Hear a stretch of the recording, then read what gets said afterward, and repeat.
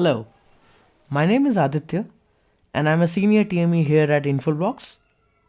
And today I'm here to talk about how to configure content filtering without the use of multi-service proxy. So in this video, we will be talking about the difference between the subscriber policy and the parental control policy. I would also be giving a quick overview and a walkthrough on the grid environment. That's how to set up different members, what are the key components required. After that, I would be giving a short demo on how to configure and enable the parental control policy on the grid and how to set up things like the radius servers, how to fire the different signatures and all. And after that, we'll do a quick validation test, that how to test or how to check whether the parental control policy is actually working or not. How is the parental control different from a subscriber policy enforcement? So both parental control and subscriber policy can only be used after activating the subscriber services functionality in the Infoblox grid. However, there are still some underlying differences between both of them. So take an example of a subscriber policy which decides the DNS response of a subscriber that it should get from a DNS query based on the pre-configured RPZs in the NIOS grid. And when you take an example of a parental control policy, it decides the DNS response a subscriber should get for a DNS query that's based on the content categorization database. So let's now start with the demo part. And before jumping to the demo, let me give you a quick overview of the network topology that I'm using in this lab. So I would be using the following grid environment in which there are 3 grid members, namely the grid master, the IBflex member that's running DNS, and a reporting member. So IBflex member is a virtual platform that is scalable based on the resource that you allocate to the VM. So NIOS automatically detects the capacity of the VM and scales it to the appropriate platform after you provision the IBflex member. Apart from the 3 grid members, I would be also using 2 different devices, namely the Radius client machine and the web server. There are some prerequisites to enable parental control. The grid master must have internet access. The content categorization database credentials should be with the user. The grid must be configured with a DNS resolver which can resolve public URLs. Grid DNS resolver must be configured with the loopback. And DNS members must be configured with the RPZ logging. The following diagram depicts an example deployment of a parental control policy where we have the grid master, the DNS member, and the reporting appliance, and all of them are connected over a LAN 1 network. And apart from that, we have a web server that's an Ubuntu based machine that hosts the blocking page, and we have a client machine that's again a Ubuntu desktop based machine that's running Infoblox Radius server that are again connected to the same LAN 1 network.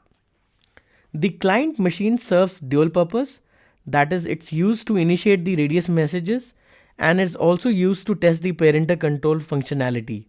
Both the web server as well as the client machine should have internet access. Let me quickly walk you through the grid environment. As you can see on the screen, I have 3 different grid members. One is the grid master, the second one is the IBflex member running the DNS service, and the third one is the reporting server. Apart from that, the key thing to note here is the hardware types. As you can see, for the IBflex member, the hardware type is set to IBflex. Now let's quickly check the grid properties. In the grid properties, we need to specifically focus on the DNS resolver config. The DNS resolver config should be enabled and the name servers should be configured as the loopback IP address, and that should be your primary DNS server. You can have a fallback DNS server which can be either an internal DNS server or you can have an external DNS server configured. To enable the parental control policy, we need to navigate to the data management tab on the grid, and under the data management tab we need to go to DNS, and on the toolbar on the right side we need to click the subscriber services properties. Once we do that, we can now go to the parental control, enable the parental control tab, put in the category information like the user credentials, server URL, and we also need to mention the local zone name that would be used during the course of the lab. After this, we need to add a subscriber site. In this lab, I've already configured a subscriber site by the name of parinter_control. So I'll quickly edit this policy and check what pieces of information we need to configure. We need to enter the name, the maximum subscriber count, the member information, that means the member that's running the Radius and the DNS service. We also need to put in the NAS gateway information or the Radius client that would be used to trigger the Radius messages. Under the parental control config, we need to put in the blocking IP address. This is the IP address of the web server that would be used to render the blocking page. Since this config involves the use of parental control policy without the MSP or a multi-service proxy, so I am going to put in a dummy IP address for both policy management address as well as for the content proxy address.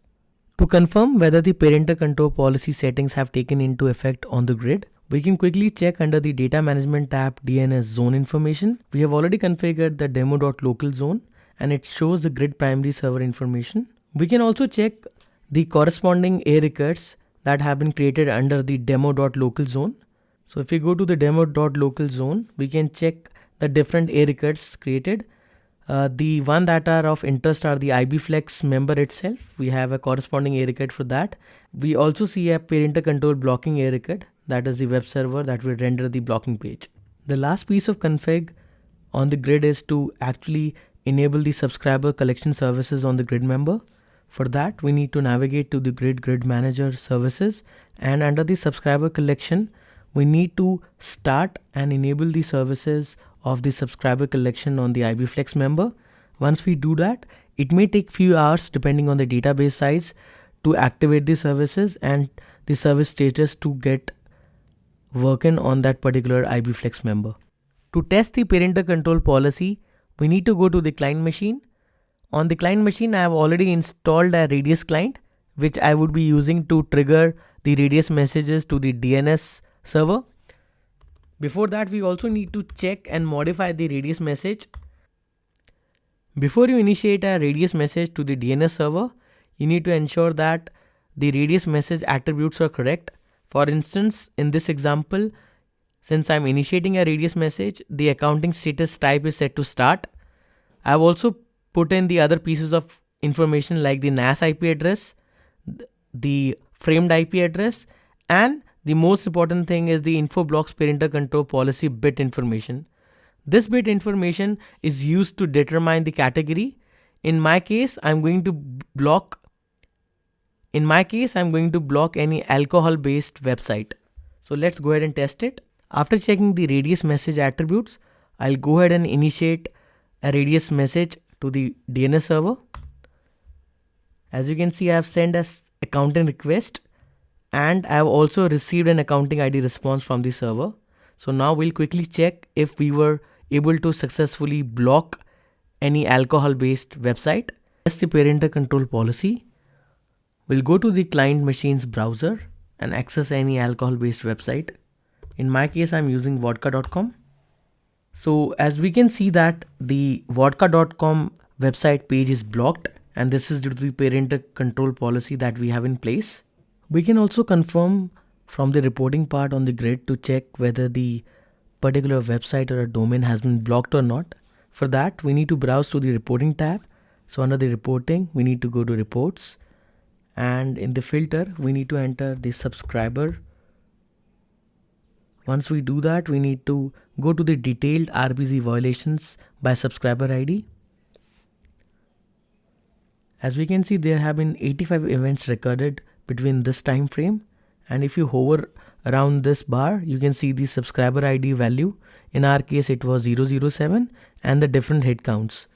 We can also see other pieces of important information like the subscriber ID value, the client ID, the hit count, the malicious domains. In our case, it was vodka.com, the RPC entries, and the severity level. With this, I would like to end the presentation. Thanks and have a nice day.